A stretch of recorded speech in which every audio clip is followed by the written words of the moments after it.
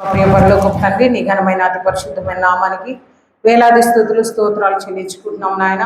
ఇదిగో తండ్రి నాయన, గడిచిన దినమంతా నీ కృపలో ఎత్తి పట్టుకొని తిరిగి మరొక పరిశుద్ధ దినాన్ని మాకు అనుగ్రహించిన దేవా, నీ కోట్లాది వందనాలు చెల్లిస్తున్నామయ్యా. ఆయన అల్పులము అయోగ్యులమైనప్పటికీ తండ్రి నీ ఉచితమైన కృప చేత, నీ ఉచితమైన రక్షణ చేత నన్ను మమ్మల్ని అందరినీ కూడా సజీవ లెక్కలో ఉంచి నీ పరిశుద్ధ సన్నిధిలో తండ్రి ఇదిగో నాయన నిన్ను ఆరాధించటకు, నేను మహిమపరచటకు ఇక్కడ సిద్ధపరిచిన విధానాన్ని బట్టి వందనాలు ప్రభా. ఇంతవరకు మా మధ్యలో ఉండి నీ మహిమ పొందుకున్నందుకే నీ కోట్లాది వందనాలు స్తోత్రాలు చెల్లించుకుంటున్నాం నాయన. తిరిగి నాయన ఇదిగో తండ్రి నీ పరిశుద్ధ లేఖన సత్యాలని మేము ధ్యానించబోతుంటుండగా మా హృదయ నేత్రాలు తెరవమని ప్రార్థిస్తున్నామయ్యా. మిగిలి అల్పురాలైనా నాయన నన్ను జ్ఞాపకం చేసుకోండి ప్రభా. మొదటిగా నా పాప దోషాలన్నీ దయతో క్షమించి అయ్యా నీ పరిశుద్ధ రక్తంలో కడిగి పవిత్రపరచమని ప్రార్థిస్తున్నానయ్యా. నా నోటిని బూరగా చేసుకుని నీ మధురమైన లేఖన సత్యాలను ఆయన ఇక్కడ చేరిన నాకు మాకు అందరికీ వినిపింపజేయమని, తద్వారా మీరే మహిమ పొందమని ప్రార్థిస్తున్నాం. అదేవిధంగా నాయన ఈ దినము అంతర్జాతీయ మహిళా దినోత్సవంగా ప్రపంచమంతటా కూడా నాయన మహిళల దినోత్సవంగా జరుపుకుంటుండగా అయ్యా మహిళలందరినీ దీవించండి ప్రభా. నాయన మహిళలకు మీరు ఎంతో ధన్యతనిచ్చినావు నాయన. కుటుంబంలో ఒక తల్లిగా నాయన, ఒక చెల్లిగా, ఒక అక్కగా, ఒక భార్యగా, ఒక అత్తగా నాయన ఎన్నో బాధ్యతలు మాకు మీరు అనుగ్రహించిన విధానాన్ని బట్టి వందనాలయ్యా. నీవు ఇచ్చిన ఆ ధన్యతను బట్టి నాయన మేము కుటుంబ జీవితంలో నాయన, ఉద్యోగ జీవితాల్లో నాయన, సంఘ పరిచర్యలో మేము వాడబడుతుంటుండగా అయ్యా నీ కృప నీ సహాయం మాకందరికీ దయచేయమని నాయన, ఇక్కడ చేరవచ్చిన అయినా స్త్రీలందరినీ, ప్రపంచంలో ఉన్న స్త్రీలందరినీ కూడా మరొకసారి జ్ఞాపకం చేసుకోమని, ఈ ఆరాధన అంతట్లో ఆది నుంచి అంతం వరకు మీరే అధ్యక్షత వహించమని మా ప్రభును ప్రియ రక్షకుడైన యేసయ్య పరిశుద్ధమైన నామంలో అడిగి వేడుకుంటున్నాను పరమ తండ్రి, ఆమేన్. ముందుగా నాకు ఈ అవకాశాన్ని ఇచ్చినటువంటి ఆ దేవాది దేవునికి నా యొక్క నిండు వందనాలు తెలియజేస్తున్నాను. అదేవిధంగా మన ప్రెస్బిటర్ ఇన్ఛార్జ్ గురువుల వారైనటువంటి ఇర్మియా అయ్య గారికి నా యొక్క వందనాలు తెలియజేస్తున్నాను. అదేవిధంగా కమిటీస్ పెద్దలందరికీ కూడా నా యొక్క నిండు వందనాలు. మరి అదేవిధంగా సంఘం అంతటికి నిండు వందనాలు తెలియజేస్తున్నాను. మరి మొదటిగా మరి యొక్క పరిశుద్ధ సన్నిధిలో ఉన్నటువంటి మహిళలందరికీ కూడా అంతర్జాతీయ మహిళా దినోత్సవ శుభాకాంక్షలు తెలియజేస్తున్నాను. మరి నిజంగా అది దేవుడిచ్చిన ధన్యత అండి. ప్రతిసారి కూడా మనకి ఈ సాటర్డే మధ్యలో వస్తుంది, కానీ ఈసారి మనకి ఈ పరిశుద్ధ దినం రావడం వల్ల మరి దేవుడు మనకి ఇచ్చిన అవకాశాన్ని బట్టి, అయ్యగారు కమిటీ వారు మనకి ఇచ్చిన అవకాశాన్ని బట్టి కూడా మరి వందనాలు తెలియజేస్తున్నాను. మరి ఇక్కడ మనం చూసినట్లయితే మరి అంతర్జాతీయ మహిళా దినోత్సవం మనం ఎందుకు జరుపుకుంటున్నాం? ప్రతి సంవత్సరం కూడా మనం అంతర్జాతీయ మహిళా దినోత్సవాన్ని మార్చి 8వ తారీఖున జరుపుకుంటూ ఉన్నాం. మరి ఈ అంతర్జాతీయ మహిళా దినోత్సవం సందర్భంగా మహిళల హక్కులు, విజయాలు మరియు సమాజంలో వారి కీలక పాత్రను స్మరించుకోవడం ఎంతో అవసరం. స్త్రీ పురుష సమానత్వం, మహిళా సాధికారతను ప్రోత్సహిస్తూ ఆకాశంలో సగం అవకాశాల్లో సగం అనే నినాదంతో మహిళలను గౌరవించాలని, వారి కళలను సాకారం చేసుకోవడానికి మద్దతు ఇవ్వాలని మరి ఈ యొక్క ఉద్దేశం అయింది. అంతేకాదండి, మహిళల శ్రమ, త్యాగం మరియు వారి గొప్పతనాన్ని గుర్తించే ఒక గొప్ప సందర్భంగా కూడా దీన్ని జరుపుకోవడం జరుగుతుంది. స్త్రీ లేకపోతే జననం లేదు, స్త్రీ లేకపోతే గమనం లేదు, స్త్రీ లేకపోతే సృష్టిలో జీవం లేదు. మహిళ లేని సమాజం మనం ఊహించలేము. ఒక తల్లిగా, సోదరిగా, భార్యగా, కుమార్తెగా, కుటుంబానికి వెన్నెముకగా నిలవబడమే కాకుండా విద్య, వైద్య, వ్యాపారం, అంతరిక్షం, రాజకీయం ఇలా అన్ని రంగాల మహిళలు తమ ప్రతిభను తీసుకుంటున్నారు. కాబట్టి అలాంటి గొప్ప హోదాల్లో గొప్ప గొప్ప వ్యక్తులుగా ఉన్నటువంటి వాళ్ళందరినీ మనం జ్ఞాపకం చేసుకుంటూ ఈ యొక్క దినాన్ని మనము ఒక పండుగగా జరుపుకుంటున్నాం. మరి అంతేకాకుండా మరి ఒకప్పుడు సేవలు చేసి సమాజంలో ఒక ఉన్నతమైన వ్యక్తులుగా పేరు ప్రతిష్టలు సంపాదించుకున్నటువంటి కొంతమంది మహిళలను మనం జ్ఞాపకం చేసుకుందాం. స్వాతంత్ర పోరాటంలో ఎంతో మరి తమ వంతుగా సహాయాన్ని అందించినటువంటి ఝాన్సీ లక్ష్మీబాయి అండి. అదేవిధంగా Bhikaji Cama, doctor Annie Besant, Aruna Asaf Ali, Kasturba Gandhi, Durgabai Deshmukh వీరందరూ కూడా స్వాతంత్ర సమరంలో ఆ పోరాటంలో మన దేశంలో ఎంతో గొప్ప సేవలు అందించినటువంటి వ్యక్తులండి. అదేవిధంగా శాస్త్రవేత్తలను మనం చూసినట్టయితే అంతరిక్షంలో మరి పయనించినటువంటి వాళ్ళని చూసినట్టయితే మరి కల్పనా చావ్లా, మేడం క్యూరీ, మరి అదేవిధంగా సామాజిక సేవ చేసినటువంటి మదర్ తెరీసా గారు, అదేవిధంగా నాయకత్వంలో ఉన్నటువంటి సుచేత కృపాలాని, ఇలా చెప్పుకుంటూ పోతే ఎంతో మంది గొప్ప గొప్ప వ్యక్తులని మనము గమనించవచ్చండి. అదేవిధంగా సాహిత్యంలో చూసినట్టయితే సావిత్రిబాయి పూలే, అతుకూరి ముల్లా, వీరిని జ్ఞాపకం చేసుకోవచ్చు. క్రీడల్లో అయితే మేరీ కోమ్, పిటి ఉష, ఇలా వీరందరూ ఇంకా ఎంతో మంది ఉన్నారంటే చెప్పుకుంటూ పోతే వీరందరూ కూడా ఎన్నో అడ్డంకులు బాధలు వచ్చినప్పటికీ మరి ధైర్యంతో వారికి ఉన్నటువంటి తెలివితేటలతో మరియు స్థిర సంకల్పంతో చరిత్ర పుటల్లో చెరగని ముద్ర వేసినటువంటి వారండి. మరి అదేవిధంగా సామాజికంగానే కాదండి, ఆధ్యాత్మిక జీవితంలో కూడా మన బైబిల్ గ్రంథంలో ఎంతో గొప్ప గొప్ప స్త్రీలు ఉన్నారు. దేవుని పరిచర్యలో వాడబడినటువంటి వారు కూడా ఉన్నారు. మరి వారిని కూడా ఈ సందర్భంలో మనము జ్ఞాపకం చేసుకోవాల్సిన బాధ్యత మనకి ఎంతైనా ఉంది. మరి బైబిల్ గ్రంథంలో చూసినట్టయితే మొదటి స్త్రీ అయినటువంటి అవ్వగారు కదా, మొదటి స్త్రీ, ఆమె ఆదాము గారి యొక్క భార్య. అదేవిధంగా సారా అబ్రహాము భార్య, విశ్వాసులకు తల్లిగా ఎంతో విశ్వాసంతో తను జీవనాన్ని సాగించింది.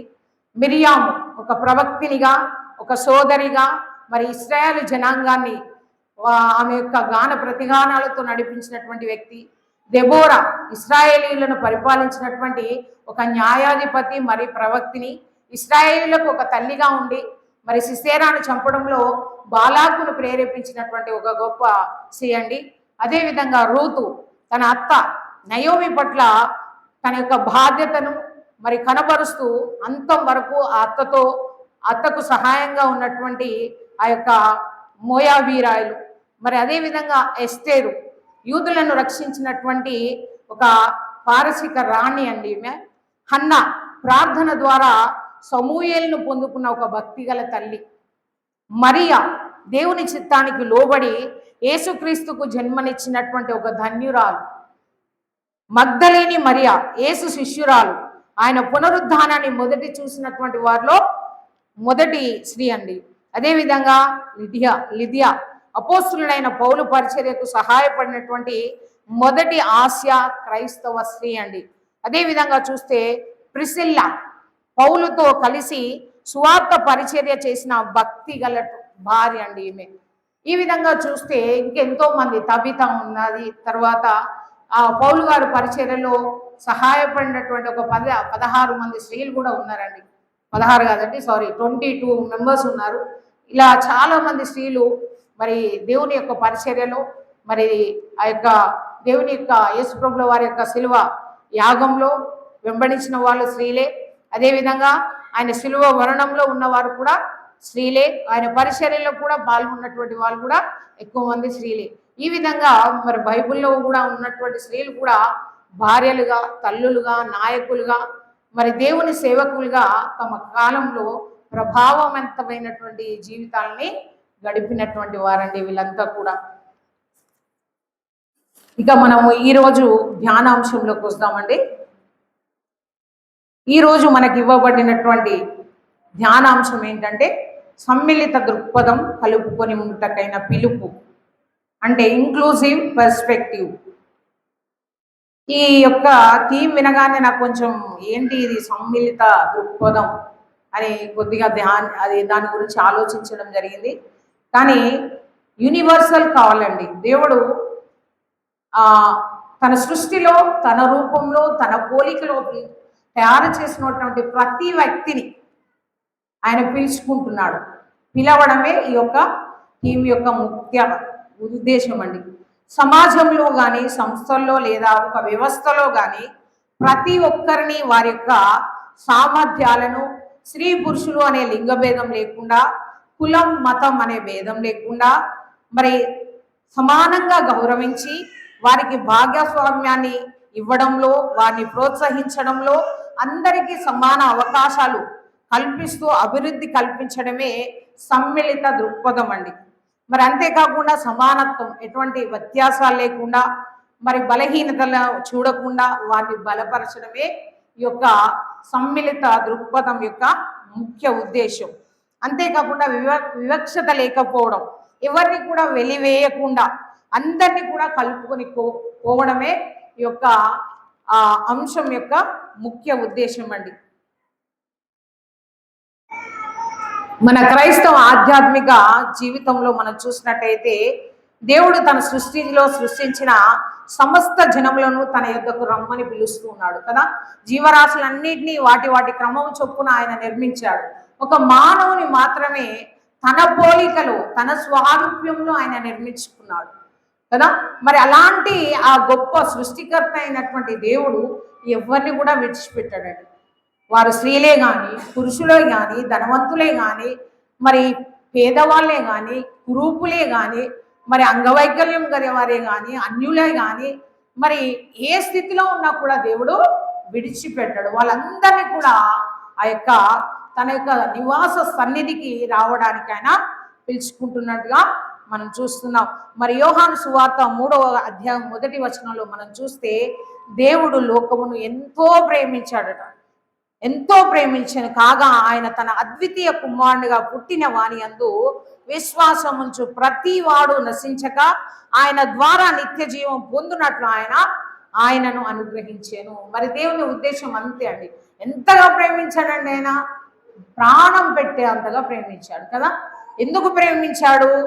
ప్రతి ఒక్కరిని, తన అద్వితీయ కుమారునిగా పుట్టిన ప్రతి ఒక్కరిని కూడా విశ్వాసం ఉంచి, ఎవరైతే ఆయన విశ్వాసం ఉంచి నశించక ఉంటారని వారిని నిత్య జీవంలోకి నడిపించడానికి మరి దేవుడు లోకాన్ని ఎంతో ప్రేమించాడు.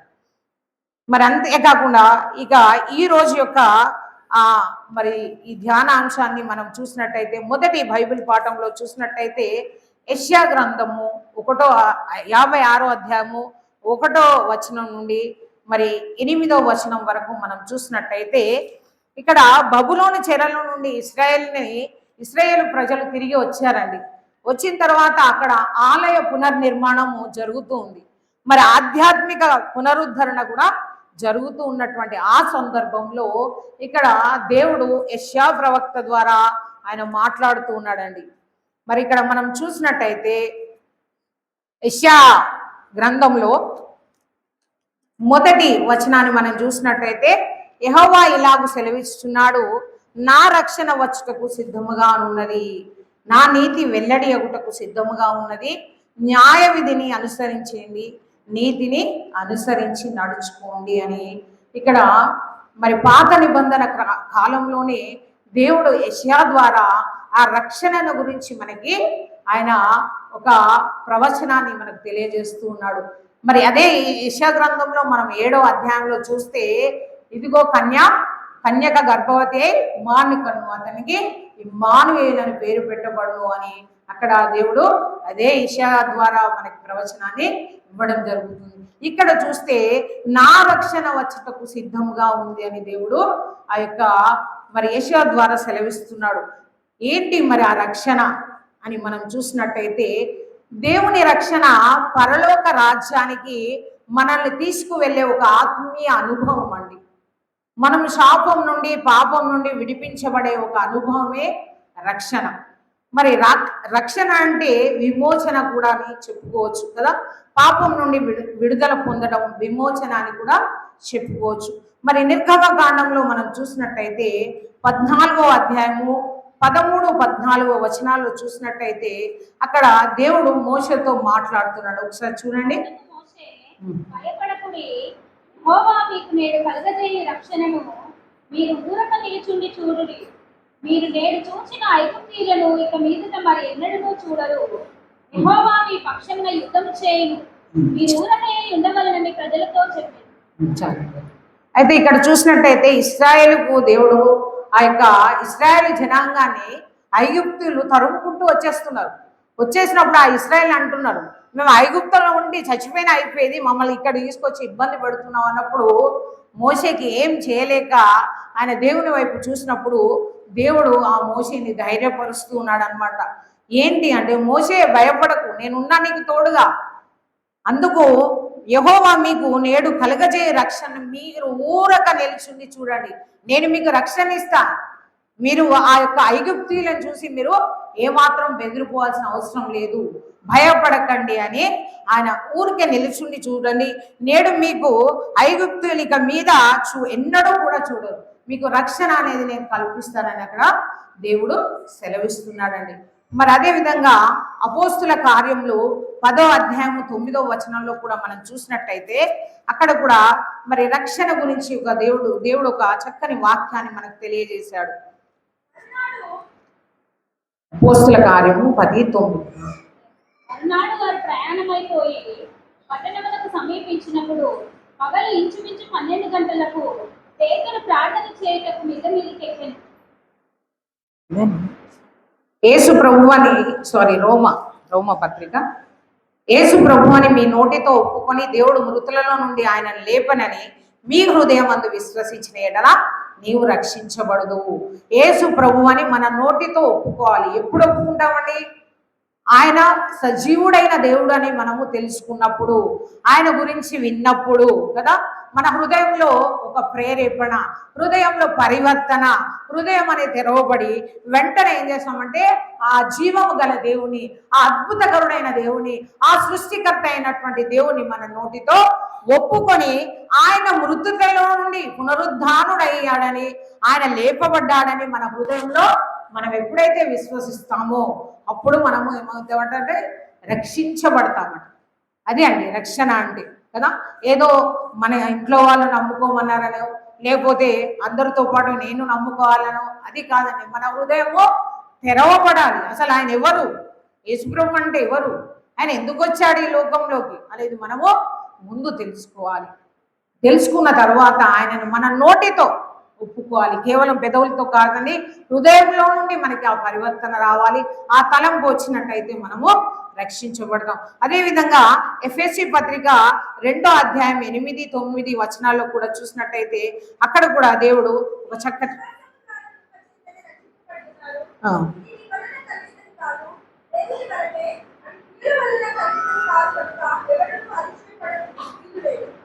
చూడండి, రక్షణ అనేది మనం కోరుకున్నది కాదండి, దేవుడిచ్చిన వరం, అది ఉచితమైన వరం అది కదా.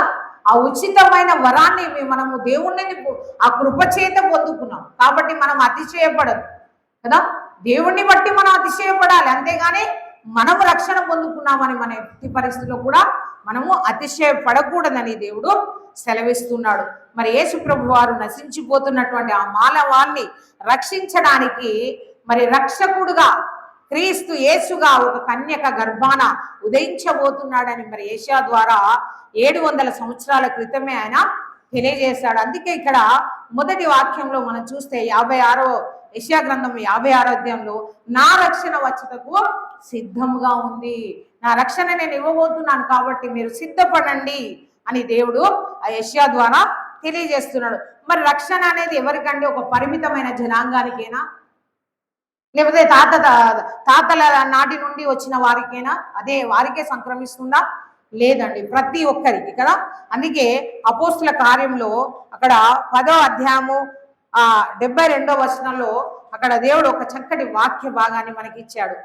యూదుడని గ్రీసు దేశస్థుడని భేదం లేదు, ఒక్క ప్రభువే అందరికి ప్రభువై ఉండి తనకు ప్రార్థన చేయు వారందరి ఎడల కృపచూపు తకు ఐశ్వర్యవంతుడై ఉన్నాడు.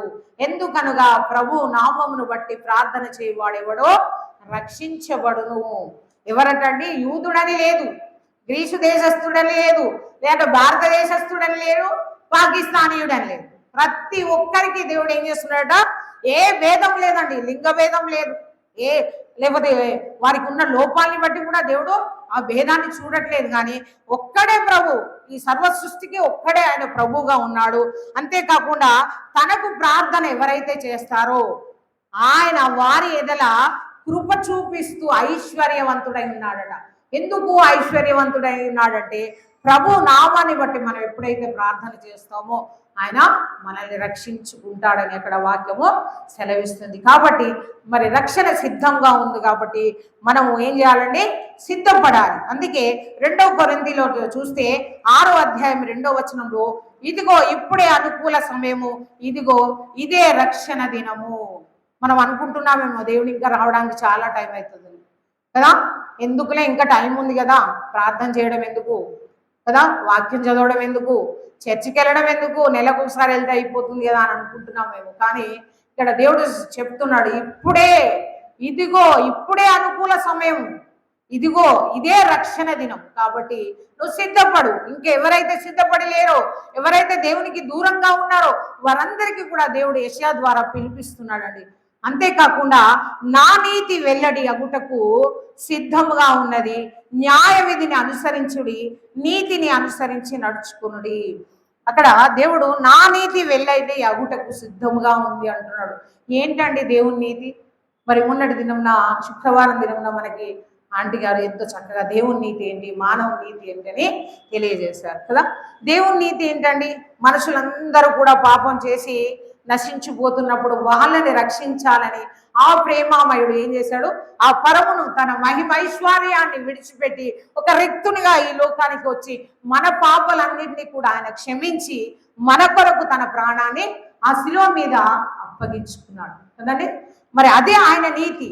మన పాపాలన్నింటినీ క్షమించాడు, మనల్ని ప్రేమిస్తున్నాడు కదా, తన తండ్రి యొక్క చిత్తానికి లోబడ్డాడు, తన తండ్రి పట్ల విధేయత చూపించాడు. అదే అండి ఆయన నీతి. అది పరిశుద్ధుడు కదా, ఆయనలో ఏ దోషం లేదు, ఏ కపటము లేదు.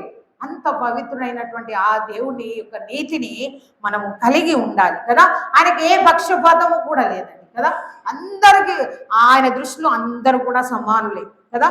మరి ఆయన ఏం చేస్తూ ఉంటాడు, కీడు చేసిన వాళ్ళకి మేలు చేసి కదా. ఒక చెంప మీద కొడితే ఏమన్నాడు దేవుడు, ఇంకో చెంప చూపి. మనం ఏం చేస్తామంటే ఇంకో 4 వేసి వస్తాం. అది మన నీతి కదా. మన నీతి ఏంటి, మనకు మేలు చేసే వాళ్ళకే చేస్తాం, అది మన నీతి. మనం కొట్టిన వాళ్ళని ఇంకా 4, వాడు 2 కొడితే మనం 4 కొట్టేస్తాం కదా. మనల్ని మోసం చేస్తే మనం కూడా వాళ్ళని మోసం చేసి వస్తాం, మనల్ని తిడితే మనం ఇంకో 4 తిట్టేస్తాం. అది మానవుడి కదా. కానీ దేవుని నీతి అది కాదండి. ఆయన ఏమంటున్నాడు, శత్రువులను సహితం ప్రేమించండి అంటున్నాడు కదా. ఉపకారం చేసిన వాళ్ళకే కాదు, అపకారం చేసిన వాళ్ళకి కూడా ఉపకారం చేయండి అని చెప్తున్నాడు. అది ఆయన యొక్క నీతి కదా.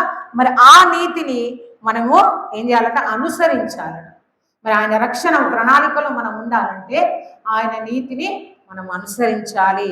కేవలము మనము చర్చికి వచ్చి కదా, బైబిల్ పట్టుకొని చర్చికి వచ్చేసి చదివేస్తే కాదండి. మన ప్రవర్తనలో కూడా పరివర్తన రావాలని ఇక్కడ దేవుడు సెలవిస్తూ ఉన్నాడు. మరి ఆయన ఎలాంటి వాడో మరి ఈ వాక్య భాగంలో చూద్దామండి. ద్వితీయోపదేశ కాండము 32వ అధ్యాయము 4వ వచనం చూడండి ఒకసారి. ద్వితీయోపదేశం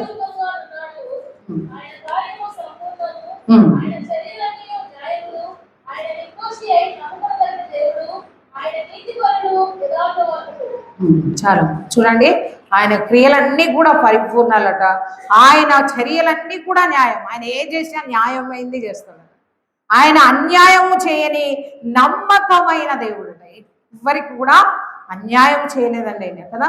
ఆయన యథార్థవంతుడు, ఆయన నీతిమంతుడని తండ్రి అయిన దేవుడు తన కుమారుడి గురించి ఆయన సెలవిస్తూ ఉన్నాడు. మరి అంతేకాకుండా కీర్తనల గ్రంథము 11వ అధ్యాయం 7వ వచనంలో కూడా చూడండి, ప్రభువు నీతిమంతుడు.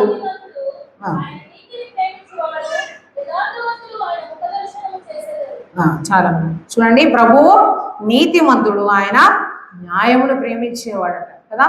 అది ఆయన యొక్క గుణగణాలండి. మరి ఆయనను అనుసరిస్తున్నటువంటి మనము కూడా ఆయన నీతిని, ఆయన న్యాయాన్ని అనుసరించి నడుచుకోవాలని అక్కడ దేవుడు సెలవిస్తున్నాడు. ఎలా మనం నడుచుకోవాలి, ఆయన వాక్యాన్ని ధ్యానించాలి, ఆ వాక్యానికి లోబడాలి, ఆ వాక్యానుసారం మనం జీవిస్తూ ఉండాలి. అంతేకాకుండా ఆయన మనకి కొన్ని ఆజ్ఞలు కూడా ఇచ్చాడు కదా, మనకు కొన్ని కట్టడల్ని ఆయన తెలియజేశాడు. వాటిని మనము అనుసరిస్తూ ఆయనకు విధేయత ఎప్పుడైతే చూపిస్తూ ఉంటామో ఆయన న్యాయ విధిని నెరవేర్చిన వారం అవుతామండి. ఇక 2వ వచనంలో చూస్తే, నేను నియమించిన విశ్రాంతి దినమును అపవిత్రపరచకుండా దాన్ని అనుసరించుము, ఏ కీడు చేయకుండా తన చేతిని బిగబట్టుకున్నవాడు ధన్యుడు, ఆ ప్రకారం చేసి దాన్ని రూఢిగా గైకొను నరుడు ధన్యుడు అనేసి అంటున్నాడండి. ఇక్కడ చూస్తే నేను నియమించిన విశ్రాంతి దినం కదా. అంటే ఇక్కడ చూసినట్టయితే క్రైస్తవులకైతే మనకి ఆదివారం విశ్రాంతి దినము, పునరుద్ధాన దినము, పరిశుద్ధ దినం కదండి. కానీ యూదులకైతే విశ్రాంతి దినం ఎప్పుడండి? శనివారం రోజు కదా. దేవుడు మన తన సృష్టి క్రమంలో 6 దినాలు కూడా సృష్టిని చేసిన తర్వాత ఆయన 7వ దినమున విశ్రమించాడు. ఆయన విశ్రమించడమే కాకుండా అది ఆయన దినముగా ఆయన మనకి ఒక ఆజ్ఞనిచ్చాడు కదా. పరిశుద్ధ విశ్రాంతి దినమును ఎలా ఆచరించాలట? పరిశుద్ధంగా ఆచరించాలి. మనం ఎట్లా ఆచరిస్తున్నాం? చుట్టాలు వచ్చారని ఆచరిస్తున్నాం, పంపు రాలేదని ఆచరిస్తున్నాం, లేకపోతే షాపింగ్కి వెళ్ళాలని ఆచరిస్తున్నాం కదా. ఇదండి మన ఆచరణ. కానీ దేవుడు అంటున్నాడు కదా, మనమందరం ఇక్కడ ఈ సన్నిధిలో ఈ దినం ఈ గడియ వరకు మనం కూర్చున్నామంటే అది మన గొప్పతనం కాదు, ఆయన ఇచ్చినటువంటి ఆ యొక్క కృప. కాబట్టి వారంలో ఒక దినము దేవుని సన్నిధికి రావాలి. ఆ భాగ్యం లేక ఎంతో మంది భూగర్భంలో కలిసిపోయారండి. మనం ఏమైనా పెద్ద టాటా బిల్లాలమా, లేకపోతే ధనవంతులమా, లేకపోతే ఐశ్వర్యవంతులమా, హోదా కలిగి ఉన్నామా, లేకపోతే అందగత్తెలమా? ఏంటండి మన గొప్పతనం ఏంటి? ఎందుకు పనికిరాని వారు కదా.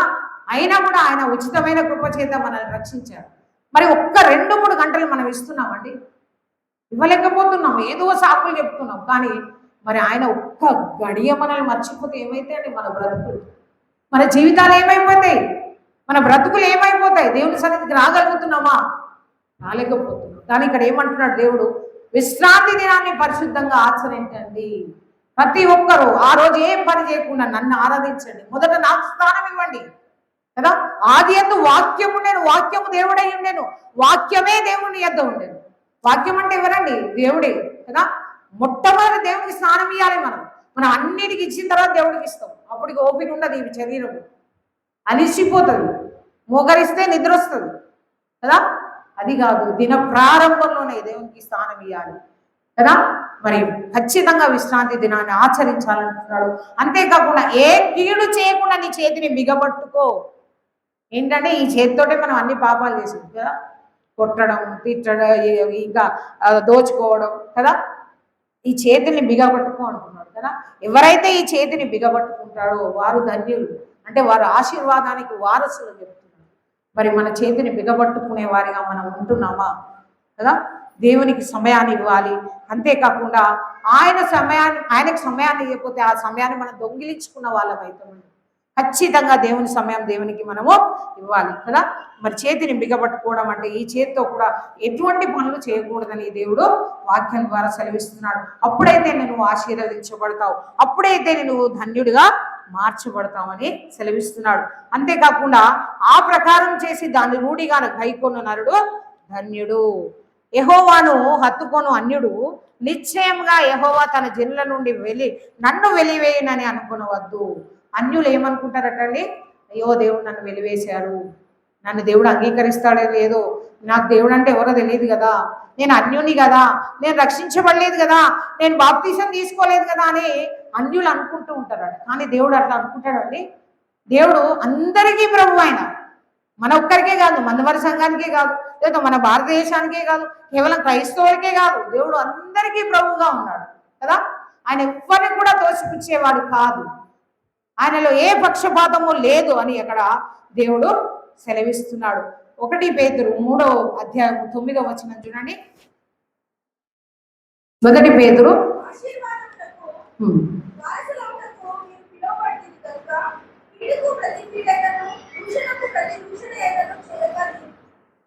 మనం ఎలా ఉండాలంటే చేతులు బిగబెట్టుకోవాలంటే ఆశీర్వాదానికి వారసుల వాళ్ళ ధన్యులు అంటే ఆశీర్వాదం పొందుకోవడమేనండి కదా. పిలువబడ్డాం మనం అందుకే. కీడుకు ప్రతి కీడు కానీ దూషణకు ప్రతి దూషణ చేయొద్దు అని సెలవిస్తున్నాడు.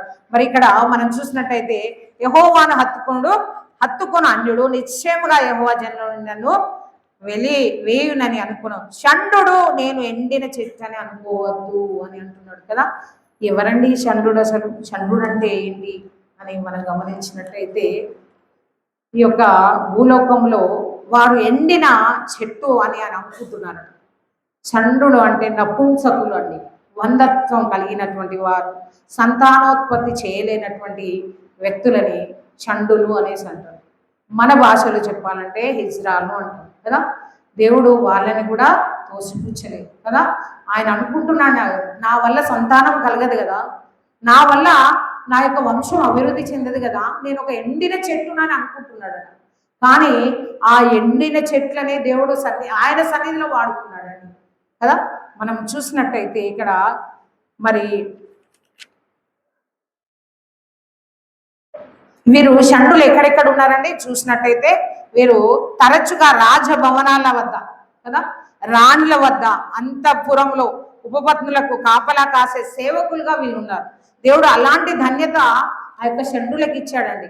మరి షండులు 3 రకాలుగా ఉన్నారని మత్తయి సువార్త 19వ అధ్యాయము 12వ వచనం చూడండి ఒకసారి.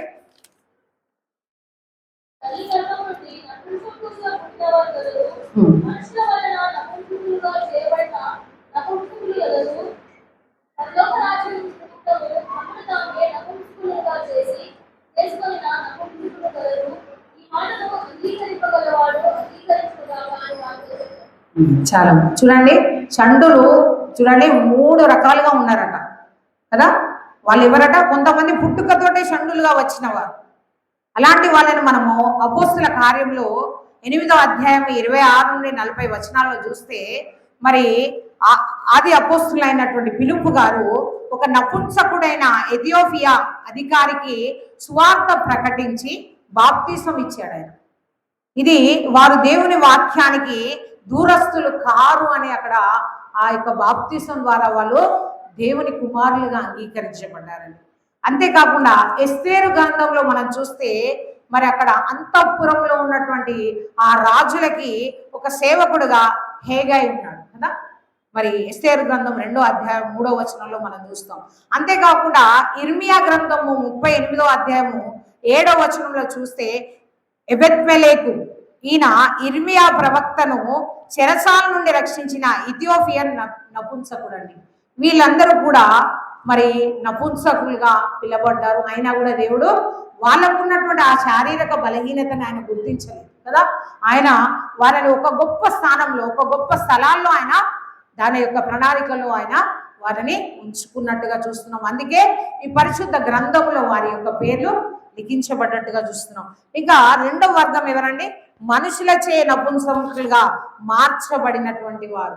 కొంతమంది రాజులు ఏం చేసేవారట, కొంతమంది వ్యక్తులను నపుంసకులుగా మార్చేసి వాళ్ళు ఆ వందత్వం కలుగజేసి వారి శరీరంలో ఉన్నటువంటి ఆ ప్రత్యుత్పత్తి భాగాల్ని తొలగించేసి రాజసేవకుల కోసము కాపలదారులుగా వాళ్ళని నియమించుకున్నారు. అట్లా కొంతమంది షండులుగా మార్చబడ్డారండి. అదేవిధంగా మరి పరలోక రాజ్యము నిమిత్తము నపుంసకులుగా చేయబడిన వారు ఉన్నారు. అంటే దేవుని కొరకు, దేవుని యొక్క పరిచర్య కొరకు వివాహం చేసుకోకుండా, పిల్లల్ని కనకుండా బ్రహ్మచారులుగా ఉన్న వాళ్ళని కూడా మనం షండుల్లాగా, అంటే ఆ దేవుని యొక్క చిత్తాన్ని నెరవేర్చడానికి వాళ్ళు షండులుగా ఉండిపోయినట్టు మనము చూస్తున్నాం కదా. ఇక్కడ 2వ రాజుల గ్రంథము 20వ అధ్యాయము 18వ వచనం చూడండి ఒకసారి.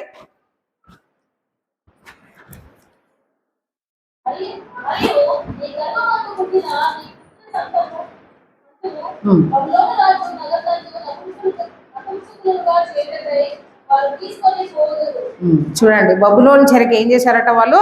కొంతమంది వ్యక్తులని నపుంసకులుగా చేయడానికి తీసుకెళ్లారు. వీళ్ళేనండి మరి మనుషుల చేత నపుంసకులుగా మార్చబడినటువంటి వాళ్ళుగా మనం చూస్తున్నాం కదా. వారికి మరి శరీరరీత్యా మరి బలహీనత ఉండొచ్చు కదా. వారు కూడా ఈ లోకంలో జీవిస్తున్నప్పుడు ఎన్నో అవమానాలు కదా. వీళ్ళు ఫలానా అని, ఫలానా వర్గానికి చెందిన వాళ్ళని, అబ్బో వీళ్ళతో పెట్టుకోవద్దని కదా, వాళ్ళని చాలా చిన్న చూపు చూస్తూ ఉంటాం. అది వారు చేసుకున్నటువంటి అది కాదండి కదా. అది కొంతమంది పుట్టుకతో వచ్చింది, కొంతమంది మధ్యలో చేయబడ్డారు, కొంతమంది దేవుని యొక్క చిత్తానికి లోబడి వాళ్ళు నపుంసకులుగా మార్చబడ్డారు. అలా ఎన్నో అవమానాలను పొంది, ద్వేషించబడి, అసహించుకోబడి, హేళన చేయబడినటువంటి మరి షండులు కూడా మనము చూస్తూ ఉంటాం సమాజంలో కదా. వాళ్ళలో కూడా చాలా మార్పు వస్తుందండి కదా. ఒక మరి అంజలి అనే ఒక హిజ్రా, తను ఒక లేడీ, దేవుని సేవలో ఎంత ఘనంగా వాడబడుతుందో మరి మీరు చూసారో లేదో, ఆమె మెసేజెస్ మనకి యూట్యూబ్లో వస్తున్నాయి కదా. ఈ మధ్య కాలంలో ఒక ఆమె డాక్టర్ కింద, ఆమె ఒక హిజ్రా డాక్టర్గా అయిందంట కదా. అంటే దేవుడు వాళ్ళకు కూడా ఒక ధన్యకరమైనటువంటి జీవితాన్ని దేవుడు ఇస్తున్నాడు. మరి షండులే కాదండి, మనం కూడా అలాంటి శారీరక బలహీనతతో ఉండి, అయ్యో దేవుడు నన్ను అంగీకరిస్తాడే లేదో, లేకపోతే మానసిక పరమైనటువంటి బలహీనతలు కలిగి దేవునికి దూరంగా ఉంటున్నామేమో. కానీ దేవుడు అంటున్నాడు అలాంటివి ఎవరిని కూడా దేవుడు త్రోసిపుచ్చాడు కదా. మన దేవుడు త్రోసిపుచ్చే దేవుడు కాదు కదా, ఆయన కొట్టివేసే దేవుడు అంతగా కాదు. అందుకే అంటున్నాడు అపోస్తుల కార్యము 10వ అధ్యాయము 34, 35 వచనాల్లో చూస్తే, దేవుడు పక్షపాతి కాడని నిజముగా గ్రహించి ఉన్నాను, ప్రతి జనములోనూ ఆయనకు భయపడి నీతిగా నడుచుకుని వారిని ఆయన అంగీకరించును. యేసుక్రీస్తు అందరికీ ప్రభు, ఆయన ద్వారా దేవుడు సమాధానకరమైన సువార్తను ప్రకటించి ఇశ్రాయేలులకు మరి ఆయన వర్తమానము మరి పంపించినట్టుగా అక్కడ కనబడుతుంది. దేవుడు పక్షపాతి కాదండి కదా. ఆయన ప్రతి జనంలో కూడా ఎవరైతే ఆయనకు భయపడి ఉంటారో, ఎవరైతే ఆయన సన్నిధిలో నీతిగా నడుచుకుంటారో, ఎవరైతే ఆయనను అంగీకరిస్తారో అలాంటి వాళ్ళందరినీ ఆయన హక్కున చేర్చుకునే దేవుడుగా మరి ఉన్నాడు. మరి ఈ షండుల ద్వారా కూడా దేవుడు మనకి సెలవిస్తున్నారు. మనలో ఉన్న బలహీనతలను బట్టి మనము చెండులు మరి ఏ విధంగా అయితే వాళ్ళు బాధపడుతున్నారో అలా బాధపడుతున్నామేమో అని దేవుడు మనల్ని హెచ్చరిస్తున్నాడు కదా. ఏ భేదం మన దేవుడి సన్నిధిలో ఏ భేదం లేదండి కదా. ఆయన అందరినీ కూడా ప్రేమించే దేవుడని ఈ వాక్య భాగం తెలియజేస్తుంది.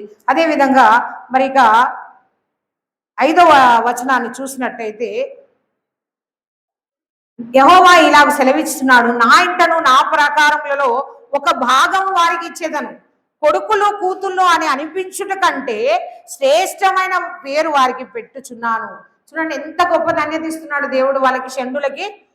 నా ఇంటను నా ప్రాకారంలో అంటే దేవుని యొక్క ఇంటిలో ఉంచుకుంటాడట, దేవుని యొక్క ప్రాకారంలో కూడా వాళ్ళకి ఒక భాగం ఇస్తానని దేవుడు సెలవిస్తున్నాడు కదా. ఎవరైతే బలహీనమైన వాళ్ళని చులకనగా చేస్తూ హేళనగా చేస్తూ సమాజంతో వెలివేయబడినటువంటి వాళ్ళనే దేవుడు ఎన్నుకుంటున్నాడండి కదా. మనం అలాంటి ఆలోచనలు కలిగి ఉన్నాము.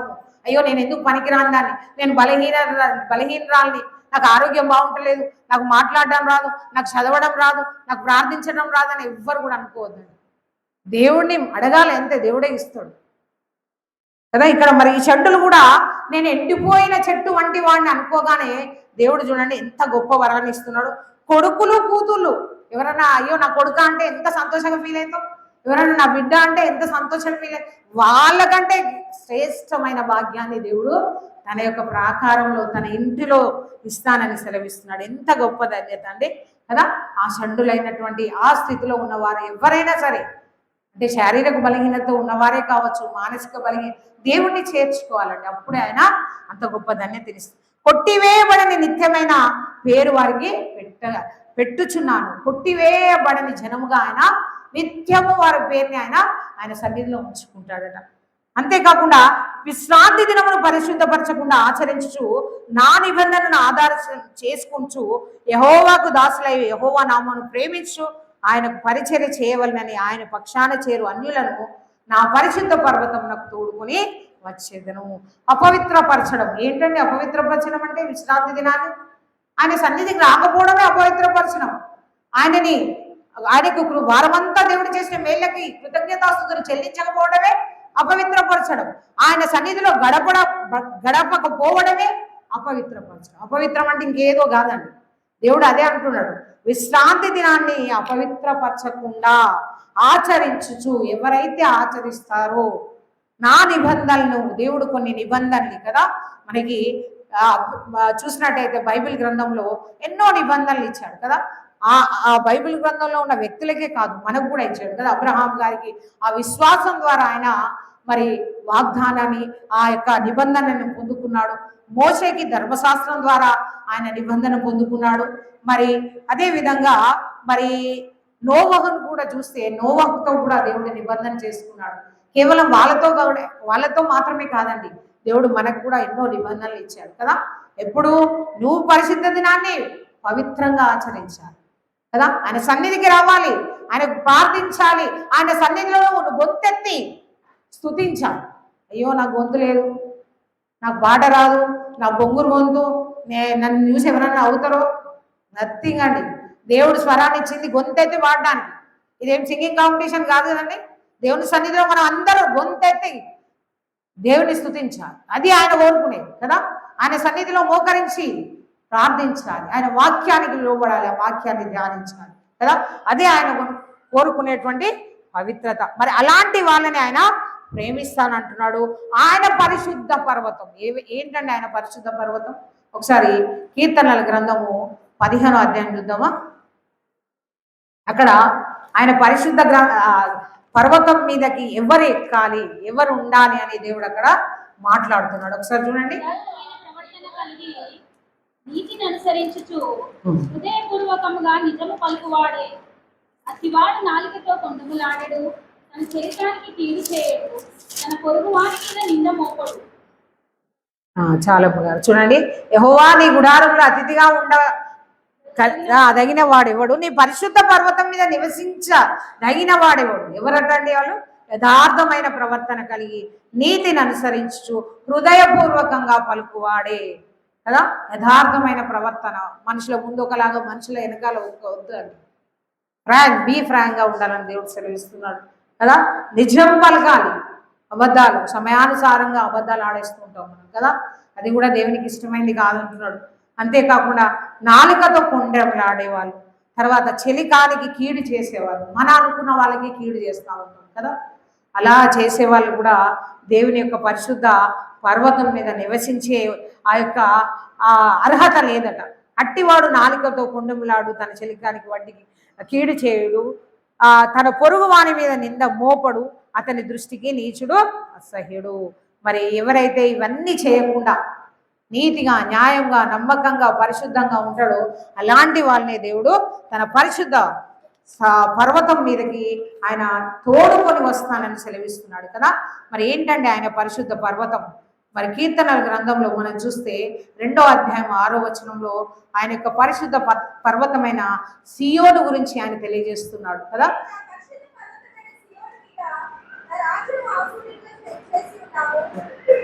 చాలా అక్కడ యెరూషలేము ఆలయ ప్రాంతాల గురించి దేవుడు సెలవిస్తున్నాడు. అదేవిధంగా కీర్తనల గ్రంథం 43వ అధ్యాయం 3వ వచనంలో కూడా ఆయన తన యొక్క పరిశుద్ధ పర్వతం అంటే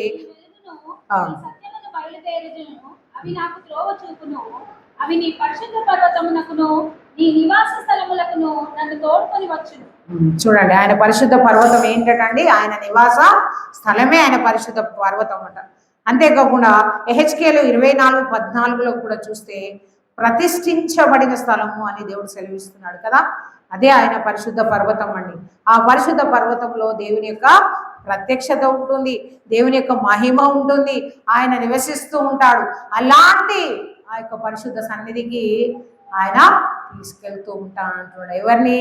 ఆయనని అనుకరించేవాడిని, ఆయనని అంగీకరించేవాడిని, ఆయన పరిశుద్ధ దినాన్ని విశ్రాంతి దినాన్ని పరిశుద్ధంగా ఆచరించేవాడు. అంతేకాకుండా 7వ వచనంలో చూస్తే నా ప్రార్థనా మందిరంలో వారిని ఆనందింపజేసేదను.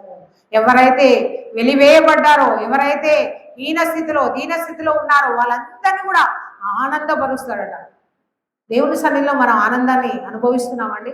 లేదా ఏదో నామకార్థంగా వచ్చేసి 2 గంటలు అయ్యగారు ఎప్పుడు వాక్యం ముగిస్తారా, ఎప్పుడు అయిపోతుందా అని చూసుకుంటూ వెళ్తున్నాం. ఎంతమంది ఆనందిస్తున్నామండి? పాటల ద్వారా ఎంతమంది ఆనందిస్తున్నాం? వాక్యం ద్వారా దేవుడు నాతో ఏం మాట్లాడతాడని ఎదురు చూస్తూ ఎంతమంది వస్తున్నాం? ఖచ్చితంగా ఆ యొక్క ప్రేరేపణ మన హృదయాలకి రావాలి. ఈ వారం అంతా దేవుడు నాకు తోడున్నాడు, ఈరోజు ఏం మాట్లాడతాడో దేవుడు అయ్యగారి ద్వారా, ఆ వాక్యం ద్వారా ఏం మాట్లాడతాడు అనేది మనం నిరీక్షణతో రావాలి. మరి అలా వస్తున్నామా? ఏదో వస్తున్నాం, ఏదో కాసేపు కూర్చుంటున్నాం. కొంతమంది అయితే మంచిగా నిద్రపోతూ ఉంటారు, హాయిగా ఫ్యాన్ కింద కూర్చొని. అది కాదండి కదా. ఆయన పరిశుద్ధ సన్నిధిలో వచ్చి మనం ఆనందించేస్తా అంటున్నాడు దేవుడు కదా. మరి అంతేకాకుండా నా బలిపీఠం మీద వారు అర్పించు దహన బలులు నాకు అంగీకారంలోను, నా మందిరము సమస్త జనులకు ప్రార్థనా మందిరం. ఆయన బలిపీఠం మీద వారు అర్పించే దహన బలు ఏంటండి? దహన బలు మేకలు, గొర్రెలు, కోళ్ళు తీసుకొని దేవుడు పోయమనట్లేదండి. ఏంటంటే దహన బలు విరిగి నలిగిన హృదయం కదా. విరిగిన ఆయన మనసే దేవునికి ఇష్టమైన బలి. మన హృదయాల్ని నలగొట్టాలి, విరగొట్టుకోవాలి దేవుని సన్నిధి. అది ఆయనకి ఇష్టమైన బలి కదా. ఎంతమంది నలగొట్టుకుంటున్నాం? ఈ 40 దినాలు ఉపవాస దినాలుగా మనం ప్రతిష్ఠించుకుంటున్నాం. ఎంతమంది దేవుని సన్నిధిలో కన్నీరు కారుస్తున్నాం? ఎంతమంది హృదయాన్ని నలగొట్టుకుంటున్నాం? దేవుని ఎంతమంది శరీరాన్ని నలగొట్టుకుంటున్నాం? దేవుడు అంటున్నాడు అక్కడ, అది అలాంటి బలి నేను అంగీకరిస్తాను. కదా. మరి అలా మన ఆ బలులు మనం దేవునికి ఇచ్చేవారిగా ఉండాలి. అంతేకాకుండా అవి నేను అంగీకరిస్తాను, నా మందిరము సమస్త జనులకు కదా, ఈ లోకంలో ఉన్న ప్రతి ఒక్కరికి కూడా ప్రార్థనా మందిరం అనబడును అని దేవుడు సెలవిస్తున్నాడు. అంతేకాకుండా ఇశ్రాయేలీలలో వెలివేయబడిన వారిని సమకూర్చు ప్రభువగు యెహోవాకు ఇదే, నేను సమకూర్చిన ఇశ్రాయేలు వారికి పైగా ఇతరులను కూర్చెదను. ఇశ్రాయేలు వారిలో ఎవరినైతే ఆయన వెలివేయబడిన వారుగా ఆయన గుర్తించాడో అలాంటి వాళ్ళందరినీ కూడా తిరిగి సమకూరుస్తా అంటున్నాడు కదా. మరి న్యాయాధిపతుల గ్రంథాల్లో చూస్తే ప్రతిసారి దేవునికి విరుద్ధంగా వాళ్ళు పాపాలు చేసి ఇష్టం వచ్చినట్టు జీవిస్తూ ఉంటాడు. చూసి ఇక దేవుడు ఎప్పుడైతే వాళ్ళని శత్రువులకు అప్పగిస్తాడో మళ్ళీ దేవుడా దేవుడా దేవుడా అని దేవుడి సన్నిధికి వచ్చి అంగలారుస్తూ ఉంటాడు. మళ్ళీ దేవుడు ప్రేమమయుడు కదా, క్షమించే దేవుడు కదా, ఆదరించే దేవుడు కదా, వెంటనే మళ్ళీ వాళ్ళని హక్కును చేర్చుకుంటూ అట్లా ఇశ్రాయేల్ అని ఎంతో మందిని దూరమైన వాళ్ళందరినీ కూడా దేవుడు చేర్చుకున్నట్టుగా ఈ వాక్య భాగం ద్వారా దేవుడు సెలవిస్తున్నాడు. మరి ఈ వాక్య భాగంలో దేవుని యొక్క రక్షణ ఏమై ఉంది, ఆయన నీతిని ఏ విధంగా మనం అనుసరించాలి, ఆయన విశ్రాంతి దినాన్ని మనం ఏ విధంగా ఆచరించాలి, దాని యొక్క ప్రాముఖ్యత ఏంటి అని దేవుడు మనకి ఆ యొక్క ఇశ్రాయేలుకు చేసిన నిబంధన ద్వారా మనకి తెలియజేశాడని. ఇంకా అదే విధంగా మనం చూసినట్టయితే మరి ప్రకటన గ్రంథంలో పత్రికల పాఠంలో కూడా మనం చూద్దామండి. 7వ అధ్యాయము 9వ వచనం నుండి 17వ వచనం వరకు మనం ఒకసారి జ్ఞాపకం చేసుకుందాం. ఇక్కడ 9వ వచనంలో మనం చూస్తే, అటు తర్వాత నేను చూడగా ఇదిగో ప్రతి జనములో నుండి ప్రతి వంశములో నుండి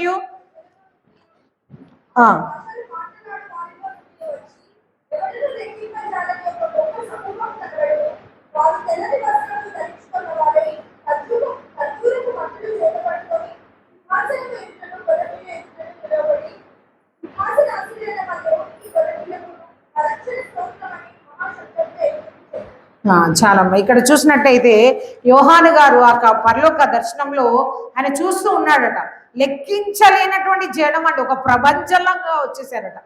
మరి వాళ్ళు ఎక్కడోళ్ళు ఒక పరిమితమైన జాతికి చెందిన వాళ్ళ, పరిమితమైన భాషకు చెందిన వాళ్ళ, పరిమితమైనటువంటి తెగకి చెందిన వాళ్ళ కాదు, రకరకాలు కదా, విభిన్న జాతుల నుండి, విభిన్న వంశాల నుండి, విభిన్న గోత్రాల నుండి, విభిన్న భాషలు మాట్లాడే వాళ్ళందరూ కూడా పులోమని వచ్చేసారట. అంటే లెక్కించలేనటువంటి జనాంగం అక్కడ, చాలా గొప్ప జనాంగం అక్కడ వచ్చి వీళ్ళందరూ కూడా ఎవరంటే వాళ్ళందరూ కూడా యూదేతరులు, అన్యులు అంటే వాళ్ళు ఈ భూలోకంలో వాళ్ళు జీవిస్తూ ఉన్నప్పుడు ఎన్నో శ్రమలను అనుభవించారు. దేవుని కొరకు ఎన్నో బాధలు హింసలు మరి పొంది ఆ యొక్క మహాశ్రమల నుండి వచ్చినటువంటి వాళ్ళు ఏం చేస్తున్నారట, అక్కడ ఆ యొక్క దేవాది దేవుడైనటువంటి ఆ యొక్క సింహాసనం ఎదుట, అంతేకాకుండా ఆ యొక్క గొర్రెపిల్ల అయినటువంటి యేసు ప్రభుల వారి ఎదుట సాష్టాంగపడ్డారట. ఏంటండి సాష్టాంగపడడం అంటే? మొత్తం బాడీ అంతా నేలకి టచ్ అవ్వడం, సాష్టాంగం. హిందువులు చేస్తూ ఉంటారు సాష్టాంగపడి కదా. వాళ్ళు కూడా ఆ యొక్క జనం అంతా కూడా దేవుని సన్నిధికి వచ్చి దేవుణ్ణి స్తుతిస్తూ ఉన్నారట. సాష్టాంగపడి, నిలబడి కాదు కదా, కూర్చొని కాదండి, మోకాలేసి కూడా కాదు, మొత్తం బాడీ అంతా నేలకు అతుక్కుని పోయేలాగా సాష్టాంగపడి దేవుణ్ణి నిత్యం వాళ్ళు స్తుతిస్తూ ఎలాగున్నారట. వాళ్ళు తెల్లని వస్త్రాలు కదా, తెల్లని వస్త్రాలు వేసుకొని ఖర్జూరం మట్టలు పట్టుకొని అక్కడ దేవుణ్ణి స్తుతిస్తూ ఉన్నారు కదా. ఏమని స్తుతిస్తున్నారండి? సింహాసనాసీనుడైన మా దేవునికి, గొర్రెపిల్లకు మా రక్షణ స్తోత్ర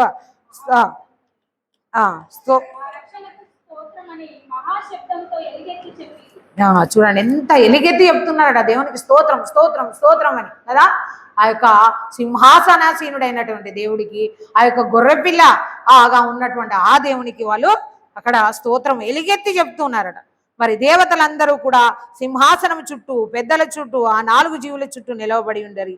వారు సింహాసనం ఎదుట సాష్టాంగపడి ఆమేన్, యుగ యుగముల వరకు మా దేవునికి స్తోత్రము, మహిమ, జ్ఞానము, కృతజ్ఞతాస్తుతి, ఘనత, శక్తి, బలము అని దేవునికి నమస్కారం చేస్తున్నాం. మనం ఎప్పుడన్నా చేసామండి? మోకరించాలంటే మనకు అంటే ఇప్పుడున్న పరిస్థితులను బట్టి వంగట్లేదు కదా, కానీ వంగగలిగినప్పుడు ఖచ్చితంగా మనం మోకాళ్ళ నుండి ప్రార్థన చేయాలండి. అదే దేవునికి ఇష్టమైంది. మోకాళ్ళ నుండి సాష్టాంగపడే అంటే కష్టం మనకి. మోకాళ్ళు ఉండి అన్న కనీసం వీలైనప్పుడు ప్రార్థించాలి. కదా. ముఖాళ్ళ అనుభవం మనకు ఉండాలి. మోకాళ్ళు నల్లగైతే మన ముఖం ఏమవుతుందట, తెల్లగా అవుతుంది కదా. మరి అటువంటి అనుభవము ఇక్కడ ఈ యొక్క పెద్ద జనసాంద్రానికి అక్కడ దేవుడు కల్పించాడు. మరి వారందరూ ఎవరట అండి, వాళ్ళందరూ తెల్లని వస్త్రాలు ధరించుకున్నటువంటి వాళ్ళట.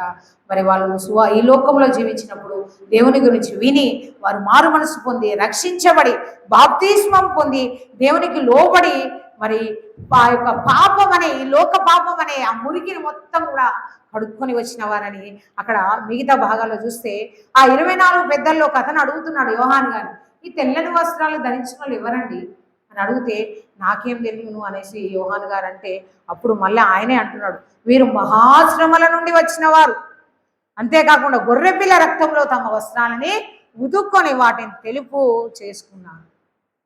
మహాశ్రమలు తెలుపు పరిశుద్ధతకి గుర్తుగా ఉందండి. మరి మన పరిశుద్ధతని ఆయన రక్తంలో మనం కడుక్కుంటున్నామా? ఆయన యొక్క శిల్వ రక్తంలో మన పాపాలను నిత్యం కడుక్కుంటున్నామా? పరిశుద్ధపరచుకుంటున్నామా?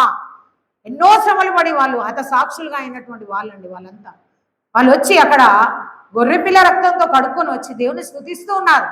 దేవుడు కూడా మనకు రక్షణ అనే ఒక వస్త్రాన్ని కప్పాడు. మరి ఆ రక్షణ వస్త్రాన్ని ఏ విధంగా మనం కాపాడుకుంటున్నాం?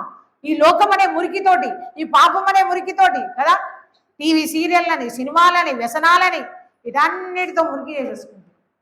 అందుకే దేవుడు ఈ 40 దినాలు, కనీసం ఈ 40 దినాలన్నా, కనీసం ఎల్లకాలం కాదు, కనీసం 40 దినాలన్నా నాకు సమీపంగా జీవిస్తారని మనకి ఈ సిఎస్ఐ మన ఈ యొక్క అధ్యక్ష మండలం వారు ఈ 40 దినాల్ని ఒక ఆచార రీతిగా కాకుండా దేవునికి సమీపంగా జీవించాలని వారు ఈ యొక్క 40 దినాలని మనకి ఇవ్వడం జరిగింది. దాన్ని మనం ధన్యతగా భావించాలండి. ఎంతమంది వస్తున్నారండి దేవుని సన్నిధికి? ప్రేయర్స్కి ఎంతమంది వస్తున్నారు? ఆ టైంలో ఫంక్షన్ ఉన్నదంటే వెళ్ళరా? పెళ్ళి ఉన్నదంటే వెళ్ళరా? షాపింగ్కి వెళ్ళరా? ప్రార్థనలకు ఎంతమంది వస్తున్నారు? మొన్న ప్రపంచ ప్రార్థనా దినం అంటే ఎంతమంది వచ్చిందండి? ఏంటి దేవుడు ఒక్కసారి మనల్ని మర్చిపోతే ఏమవుతుంది? మన బ్రతుకులు అన్ని పనులు చేసుకుంటాను, దేవుడిని పక్క పెడుతున్నాను. కానీ వీళ్ళు ఎన్ని శ్రమలు పడ్డారండి, ఎన్నో శ్రమలు. వాళ్ళ వస్త్రాలని రోజు దుక్కుంటూ వచ్చారట. అందుకే తెల్ల కనపడుతున్నారు వాళ్ళు. మనం ఎట్లా మురికి పట్టరు కదా, పాపం అనే మురికితోటి పట్టున్నాం. కానీ దేవుడు అంటారు, ఇకనన్నా కడుక్కో, నా రక్తాన్ని మీకోసమే చిందించాను కదా, కడుపు, ఆ రక్తంలో కడుక్కోమని చెప్తున్నాడు కదా. కాబట్టి ప్రతిదినం మనం ఆయన రక్తంలో మానవులం కాబట్టి, లోకంలో జీవిస్తున్నాం కాబట్టి పడిపోతూ ఉంటాం, పాపంలో పడిపోదు. మనకు తెలిసి కొన్నిసార్లు, తెలియక కొన్నిసార్లు పడిపోతుంది. ఆ పడిపోయినప్పుడు తిరిగి దేవా మనం క్షమించాలి, ఆయన రక్తంలో మన పాపాన్ని కడుక్కోవాలి.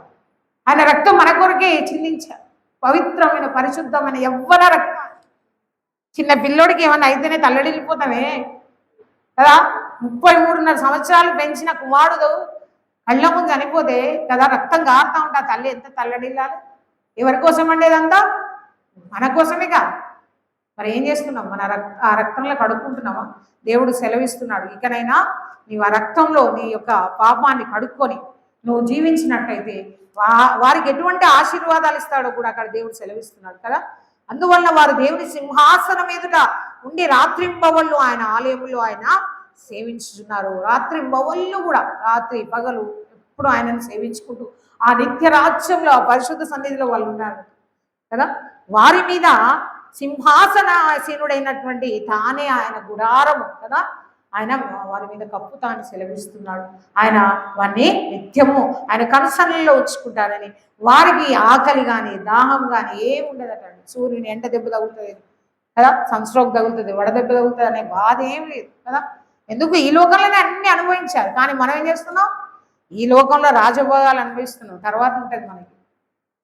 కానీ వాళ్ళు ఈ లోకంలోనే అన్ని అనుభవించి అక్కడ దేవుని సన్నిధిలో విశ్రాంతి పొందుతున్నారు. ఆకలి లేదు, దప్పిక లేదు కదా, ఎండ లేదు. ఎంత సంతోషం అండి దేవుని సన్నిధిలో, నిత్యానందం కదా. అలాంటి ఆనందం మనం పొందుకోవాలని దేవుడు మనకి వాక్య భాగం ద్వారా సెలవిస్తున్నాడు కదా. ఏలయనగా సింహాసనం మధ్య ఉండు గొర్రెపిల్ల వారికి కాపరి అయ్యి జీవజలముల బుగ్గల యుద్ధకు వారిని నడిపించును. దేవుడే వారి కన్నుల నుండి ప్రతి బాష్పం ఇంటూ తుడిచివేస్తాడు. ఎప్పుడైతే నువ్వు దేవుని సన్నిధిలోకి వచ్చి నువ్వు ఆ కన్నీటిని కారుస్తావు కదా, ఆయన ఏం చేస్తాడంటే వాడిని, ఆయన కన్నీటిని ఏం చేస్తాడు, ప్రతి బాష్పమును తుడిచివేసే దేవుడు అయితున్నాడు. కాబట్టి మనందరం కూడా ఆ దినదినము ప్రతి నిత్యము కూడా దేవుని యొక్క సన్నిధిలో ఆయన ఇచ్చినటువంటి ఆ రక్షణ వస్త్రాలని, ఆ నీతి వస్త్రాన్ని కదా, మరి ఆ యొక్క మహిమ వస్త్రాన్ని మనము ఆ యొక్క కాపాడుకుంటూ మనము పరిశుద్ధంగా జీవించాలని దేవుడు సెలవిస్తూ ఉన్నాడు కదా. ఇక్కడ యెషయా గ్రంథము 61:10 చూస్తే చూడండి ఒకసారి ఆ వాక్య భాగం చదవండి.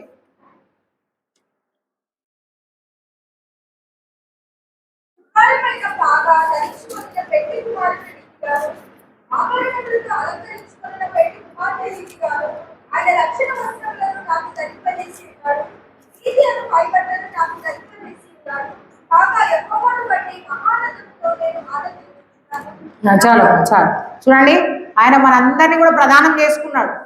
ఆయన వరుడుగా రాబోతున్నాడు.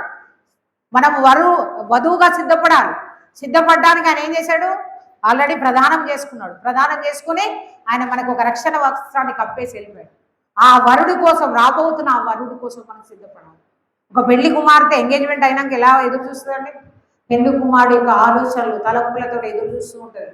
అబ్బో, నేను చేసుకోపోయిన భర్తకి ఏమి ఇష్టం, నేను ఎలా ఉండాలి, ఎలా జీవించాలి, ఆయనకి ఏమేమి ఇష్టం కదా. మరి మనం కూడా ఆ రాబోయే ఆ వరుడు కోసం సంఘం అనే వధువు కూడా ఆ విధంగా సిద్ధపడి ఆయన కప్పినటువంటి ఆ రక్షణ వస్త్రాన్ని, ఆ యొక్క పరిశుద్ధ వస్త్రాన్ని మనం శుద్ధి చేసుకుంటూ జీవించాలని దేవుడు సెలవిస్తున్నాడు. అదేవిధంగా మత్తయి సువార్త 15వ అధ్యాయంలో మనం చూసినట్టయితే అక్కడ కానాను స్త్రీ యొక్క విశ్వాసం గురించి మనము ఇదివరకు చాలాసార్లు విన్నామండి. మళ్ళొకసారి ఇక్కడ మనం చూసినట్టయితే అంటే దేవుడు మరి అందరినీ పిలుచుకున్నాడు కదా.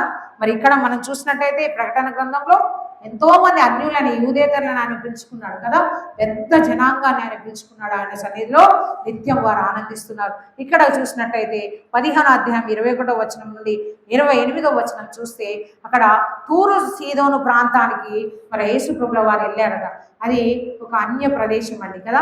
వాళ్ళంతా కూడా ఆ కానానీయులంతా కూడా అన్యులు, చాలా భయంకరంగా జీవించేవాళ్ళట. వాళ్ళ పిల్లల్నే దేవుడికి బలిగా ఇచ్చేవాళ్ళట. చాలా భయంకరంగా విగ్రహారాధన చేస్తూ ఇష్టం వచ్చినట్టు జీవించేవాళ్ళు అనమాట. అలాంటి వారి నుండి వచ్చినటువంటి ఈ సురోఫెనికా అనేసి ఈ యొక్క కానాను స్త్రీ వచ్చి ఆమె దేవుని గురించి విన్నది ఎక్కడో, లేకపోతే చూసిందో విన్నదో, ఆమెకి విశ్వాసం కలిగిందండి. విశ్వాసం కలిగి వచ్చి ఏమంటుంది, ప్రభువా, ఎంత దీనంగా చూడండి, ప్రభువా దావీదు కుమారుడా నన్ను కరుణించుయ్యా, ఒక్కసారి నాకు కరుణ చూపయ్యా, నువ్వెవరివో నాకు తెలియదు, కానీ నీ గురించి నేను తెలుసుకున్నాను, నేను విన్నాను, కాబట్టి ఒక్కసారి నా మీద కరుణ చూపేమా అని ఎంత దీనత్వంగా వచ్చి తన యొక్క అవసరత చెప్తుంది కదా. నా కుమార్తె దెయ్యం పట్టి బహు బాధపడుచున్నదని కేకలు వేస్తుంది కదా. తన కుమార్తె గురించి ఆ దేవుని సన్నిధిలో కేకలేస్తుంది, మామూలుగా అడగట్లేదు. అయ్యా, ఆమె ఎన్నెన్ని తిరిగిందో పాపం, ఎంత డబ్బు ఖర్చు పెట్టిందో, ఎన్ని హాస్పిటల్ తిరిగిందో, ఎంత విసిగిపోయిందో ఎవరో చెప్పి ఉండొచ్చు. స్వస్థపరిచే దేవుడు అక్కడ ఉన్నాడు, స్వస్థపరిచే యెహోవా నేనే అని సెలవిచ్చిన ఆ దేవాదేవుడు ఉన్నాడు, ఒక్కసారి వెళ్ళు అని ఎవరైనా చెప్పి ఉండొచ్చు. ఆమె ఆ విశ్వాసం విని విశ్వాసం ఉంది. మనం ఎప్పటి నుంచి వింటాను? పుట్టుకతో పాటు వింటున్నాం. వినడం వల్ల విశ్వాసం కలు, అది దేవుని మాట. ఏం మాటలండి? అమ్మలక్కల ముచ్చట్లు కాదు, ముసలమ్మ ముచ్చట్లు కాదు. దేవుని మాటలు వింటే విశ్వాసం దినదినం అభివృద్ధి చెందుతుంది కదా. ఆమె కూడా విని విశ్వాసంతో వచ్చి కేకలేస్తుంటే చూడండి, ఆయన మౌనంగా ఉన్నాడు. మరి ఆ మౌనం ఎందుకు ఆయన మౌనంగా ఉన్నారంటే చూడండి, అప్పుడు ఆయన శిష్యులు వచ్చి ఏమంటున్నారు, ఈమె మన వెంబడి వచ్చి కేకలు వేయించినది కనుక ఈమెను పంపివే అని ఆ యేసుప్రభుల వారికి వాళ్ళు సజెషన్ ఇస్తున్నారు. ఎందుకేమో వచ్చి పిచ్చిదానిలా కేకలు వేస్తారు, పంపించేయి అని అంటే దేవుడు మౌనంగా వింటున్నాడు ఆమె కేకలు కదా. విని ఏమంటున్నాడంటే, ఆయన ఇశ్రాయేలు ఇంటి వారైన నశించిన గొర్రెల యొద్దకే కానీ మరి ఎవరి యొద్దకు నేను పంపబడలేదు. మొదట ఎందుకన్నాడండి? దేవుడికి ఇష్టం లేదా ఆమెని కుమార్తెని శుద్ధీకరించడం? ఆమె విశ్వాసాన్ని ఆయన పరీక్షిస్తున్నాడు కదా. మొట్టమొదట నేను ఈ వాక్య భాగాన్ని విన్నప్పుడు అదేంటి దేవుడు ఆమెను తోసిపుచ్చుతున్నాడా, ఎందుకు ఇశ్రాయేలులకే నేను రక్షణ తీసుకొని వచ్చాను అంటున్నాడు అనేసి అనిపించింది. కానీ తర్వాత ధ్యానించినప్పుడు తెలిసింది కదా. ఇక్కడ మరి దేవుడు ఈ కానాను స్త్రీని యొక్క విశ్వాసాన్ని పరీక్షిస్తున్నాడు కదా. పరీక్షించి ఆమె మరి ఎందుకు ఆ ఇశ్రాయేలుకి ఆయన రక్షణ అంటున్నాడంటే, అప్పుడు ధర్మశాస్త్రం అమలులో ఉన్నటువంటి కాలం, యేసుప్రభుల వారి కాలం కాదండి. ధర్మశాస్త్రం అమలులో ఉన్నటువంటి కాలం కాబట్టి యేసుప్రభుల వారు అప్పటికి సిలువ వేయబడలేదు. మన పాపాలకు కూడా ప్రాయశ్చిత్తం అనేది జరగలేదు. కాబట్టి అందుకే వాళ్ళు ఏం చేస్తున్నారంటే ధర్మశాస్త్రం కింద జీవిస్తున్నటువంటి ఆ యూదులు ఆ యొక్క సువార్త గురించి తెలియబడింది అనమాట. మరి తర్వాత ఆయన పునరుద్ధానం తర్వాత సర్వ సృష్టికి ఆయన గురించి సువార్త ప్రకటించబడింది కాబట్టి దేవుడు ఆ మాట అని ఉన్నాడు అనమాట. ఆయన ఇంకా అప్పుడు శిలువ మరణం పొందలేదు కాబట్టి ఆయన ఏమంటున్నారు అక్కడ, ఇశ్రాయేలు ఇంటి వారి అయి నశించిన గొర్రెల ఎదుకే కానీ మరి ఎవరి యొద్దకు నేను పంపబడలేనంటే ఆమె వచ్చి ఆయనకు మొక్కి, ప్రభువా, ఎంత దీనంగా చూడండి కదా, నాకు సహాయం చేయి ప్రభువా అని దీనంగా మళ్ళీ అడుగుతుంది. పట్టుదలతో అడుగుతుంది కదా. మనం ఏమంటే ఎవరైనా ఏమైనా అడిగి వాళ్ళు చేయలేమనుకోండి, ఇవనేది అడిగేదాన్ని. మరి దేవుని సన్నిధిలో అట్లా అనుకోదు, మాటికి కదా. లూకాసు వార్త 18వ అధ్యాయంలో ఉంటుంది. ఒక అన్యాయస్తులైన న్యాయవాది వద్దకి ఒక పేద విధవరాలు వెళ్ళిందట, మాటికి పోయిందట న్యాయం చేయమని. ఆయన విసిగిపోయాడట, ఇక తప్పదురా బాబు మనం చేసేయాలని చేసేసాడు. మరి మనం కూడా దేవుని సన్నిధిలో పట్టుదలతో ప్రార్థించాలండి కదా. ఈమె కూడా పట్టుదలతో ప్రార్థించింది. పట్టుదలతో దేవుని దగ్గరకు వచ్చి అంగలారుస్తుంది, ధైర్యంతో. మళ్ళీ ఒక్కతే వచ్చిందండి కదా, ధైర్యంతో వచ్చి ఏమంటుంది, అయ్యా సహాయం చేయవా అని అడిగింది. మళ్ళీ ఏమంటుంది, కుక్క పిల్లలు కూడా కదా, పిల్లల రొట్టె తీసుకొని కుక్క పిల్లలకు వేట యుక్తం కాదని దేవుడు అంటే, నిజమే ప్రభువా, కుక్క పిల్లలు కూడా తమ యజమానుల బల్ల మీద నుండి పడి ఉన్న ముక్కలు తినును కదా అంటే తనను తాను కుక్క పిల్లలతోటి పోల్చుకున్నదండి. ఎంత దీనం అండి కదా. అంత దీనత్వం మనకుందా ఎప్పుడన్నా? దేవుని సన్నిధిలో అంత దీనత్వం మనం చూపించాము. మనకేంటంటే నేను అనే ఒక అహం ఉంటుంది, అది చావాలండి. మనకి ప్రతి ఒక్కరికి ఉంటుంది అది. నేను అనే అహం ఎప్పుడైతే అది చస్తుందో అప్పుడే దేవుడికి సమీపంగా జీవిస్తాం కదా. మన అందాన్ని బట్టి, మన హోదాన్ని బట్టి, డబ్బును బట్టి కదా, అవునా, మన ఐశ్వర్యాన్ని బట్టి విర్రవీగుతూ ఉంటాం. కానీ ఆమె ఏమంటారు, కుక్క పిల్లలు కూడా బల్ల కింద పడకుండా ముక్కల్ని ఏరుకుంటే కదా బ్రహ్మ, తింటాయి కదా. ఒక్కసారి దయ చూపించన్నప్పుడు ఆయన ఏమన్నాడు, వెంటనే ఆమె విశ్వాసాన్ని ఆయన వెంటనే ప్రశంసించాడు కదా. ఇంత గొప్ప విశ్వాసం నేను ఎవ్వరిలో చూడలేదు. సువార్తలో ఇద్దరే వ్యక్తులు కదా, శతాధిపతి అయినటువంటి ఆయనని ప్రశంసించి ఆయన కూడా ఏంటన్నాడు, నువ్వు మాట మాత్రం సెలవిస్తే చాలు, నా దాసుడు స్వస్థపరచుడు. ఆయనని ప్రశంసించాడు. మళ్ళీ ఇక్కడికి వచ్చేసరికి ఈ సురేఫేనిక స్త్రీ అయినటువంటి కానాను స్త్రీని కుక్క పిల్లలతో పోల్చుకున్నది ఈ స్త్రీ. ఆమె వెళ్ళిపోమన్నా కూడా వెళ్ళిపోకుండా మాటికి నా దగ్గరకు వచ్చి పట్టుదలతో అడుగుతుందని దేవుడు తన విశ్వాసాన్ని పరీక్షించి, ఇంత గొప్ప విశ్వాసం ఎవరిలో చూడలేదని దేవుడు ప్రశంసించింగా ఉన్నది కదా. అంటే అక్కడ అన్యురాలు దేవుని సన్నిధికి వచ్చి ఆమె ఏం చేసింది, దేవుడు నమ్మింది. ఆమె మరి పుట్టు క్రైస్తవురాలు కాదు, వాళ్ళ తాత ముత్తాతలు క్రైస్తవులు కాదు, ఆమె బాప్తిసం పొందుకోలేదు, కేవలం విని వచ్చిందండి. మన జీవితాలు ఎట్లున్నాయి మరి, వాక్యాన్ని వింటూనే ఉన్నాం, చదువుతూనే ఉన్నాం, ప్రార్థన చేస్తూనే ఉన్నాం. మన విశ్వాసం చిన్న శ్రమ రాగానే తొలగిపోతూ ఉంటాం, చిన్న అనారోగ్యం రాగానే నాకే ఎందుకు వచ్చింది కదా, నాకే ఈ రోగం రావాలా, నాకే ఈ కష్టం రావాలా. క్రైస్తవులకే కష్టాలు, గుర్తుపెట్టుకోండి, క్రైస్తవులకే కష్టాలు. క్రీస్తుని ధరించిన వాళ్ళకి మనం అనుకుంటాం దేవుడు నమ్ముకున్నాం అన్నీ బాగైపోతాయి, దేవుడు ఐశ్వర్యాల మీద ఐశ్వర్యాలు, ఆశీర్వాదాల మీద ఆశీర్వాదాలు. కాదండి, దేవుడు నమ్ముకున్న వాళ్ళకి శ్రమ కదా. పౌలు గారిని చూస్తే ఎన్ని శ్రమలు పడ్డాడండి కదా. ఒకప్పుడు ఎంతో హింసించాడు దేవుడి ప్రజలు, కానీ లాస్ట్కి వచ్చేసరికి ఎంత శ్రమ పడి హతసాక్షి అయిపోయాడు కదా. మన జీవితాలు కూడా అలా మనం మార్చుకోవాలి, నిలగొట్టుకోవాలి దేవుని సన్నిధిలో కదా. మరి ఇక కీర్తన గ్రంథంలో ఒక్క మాట చదువుకొని ముగించుకుందామండి. కీర్తనల గ్రంథంలో చూసినట్టయితే అక్కడ 86వ కీర్తన,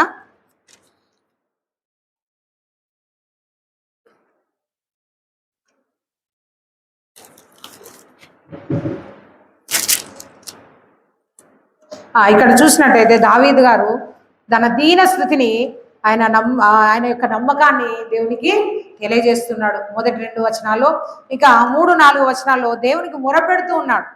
తన ఆత్మను దేవుని వైపు చూస్తూ ఆయన మొరపెడుతూ ఉన్నాడు. తర్వాత ఇంకా మిగతా 5-6 వచనాల్లో మనం చూసినట్టయితే అక్కడ 5-6 వచనాల్లో కూడా ఆయన ఏం చేస్తున్నాడంటే, దావీదు రోజంతా దేవునికి మొరపెడుతూ ఉన్నాడు కదా. ఆయన ఒక రాజు కదా, ఎందుకంటే అంత దీనుడిగా ఉండాలి అంటే దేవుడు అంటే భయము, భక్తి కదా. మరి అంతేకాకుండా 5-6 వచనాల్లో ఏం చెప్తున్నాడంటే ఆయన యొక్క క్షమాగుణాన్ని వివరిస్తున్నాడు.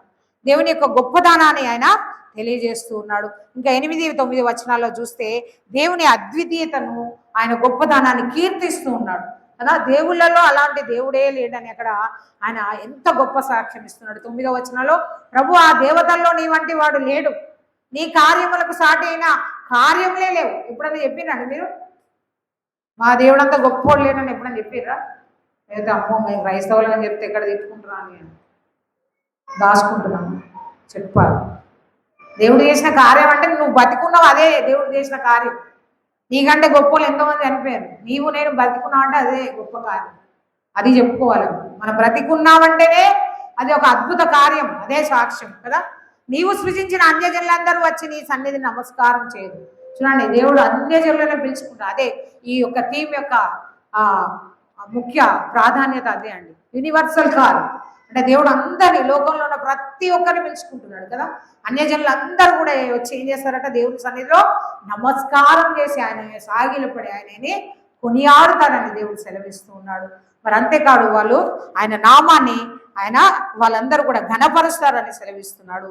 ఇంకా 11వ వచనంలో చూస్తే, యెహోవా మార్గములు బోధించమని, ఆయన నామానికి భయపడమని తన హృదయాన్ని ఆయన సిద్ధపరచుకుంటూ ఉన్నాడు కదా.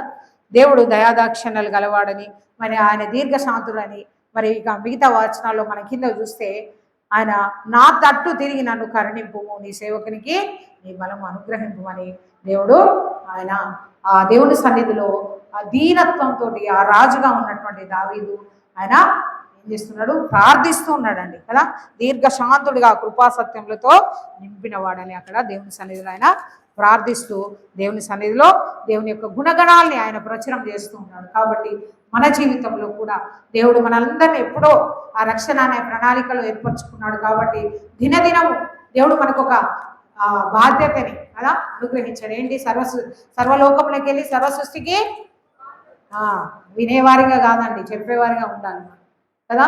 మన చుట్టుపక్కల, మన ఉద్యోగ స్థలాల్లో, మన ఇంటి పక్కల, మన బంధువుల్లో రక్షణ లేని ఎంతో మంది ఉన్నారు. కనీసం ప్రార్థన చేస్తున్నారా వాళ్ళ కోసం? అయ్యా మా మందవరి పట్టణాన్ని కనీసం రక్షించని ఎవరైనా ప్రార్థన చేస్తున్నారండి? మందవరి పట్టణంలో ఎంత విగ్రహారాధన, ఎన్ని ఉత్సవాలు, ఎన్ని బలులు కదా. మొన్న చూసినట్టయి ఎవరైనా ప్రార్థన చేశారా? అది మన బాధ్యత. వినడమే కాదు, విన్నాం అయిపోయింది, నేర్చుకున్నాం. ఇప్పుడు ఆ నేర్చుకున్న దాన్ని మనం కార్యరూపంలో చూపించాలి కదా. మన విశ్వాసాన్ని వెల్లడిపరచాలి. సర్వ సృష్టికి వెళ్ళి ఆయన ఏం చేయమన్నాడు, సువార్తని ప్రకటించమని. నా దేవుడు గొప్పవాడు, నా కొరకు ఆయన కల్వరిలో బలి అయ్యాడని ఆ యొక్క సువార్తని మనం అందరికీ ప్రకటిస్తూ ఆ అన్య జనాంగాన్ని అందరినీ కూడా ఈ యొక్క పరిశుద్ధ సనంలో ఆహ్వానించి వారి ద్వారా దేవుడు సృష్టించబడే విధంగా మరి దేవుడు మనల్ని సిద్ధపరిచాడు, మనల్ని ఏర్పరచుకున్నాడు. కాబట్టి మనం అందరం కూడా అలాంటి సిద్ధపాటు కలిగి మరి దేవుని సన్నిధిలో అనేకులకు సువార్త ప్రకటించేవారిగా మనం ఉండాలని దేవుడు ఈ 4 పాఠ్య భాగాల ద్వారా తెలియజేశాడు. కాబట్టి అలాంటి కృప దేవుడు మనందరికీ దయచేయగాక. చిన్న ప్రార్థన చేసుకున్నామండి. మా కొరకు కలువరి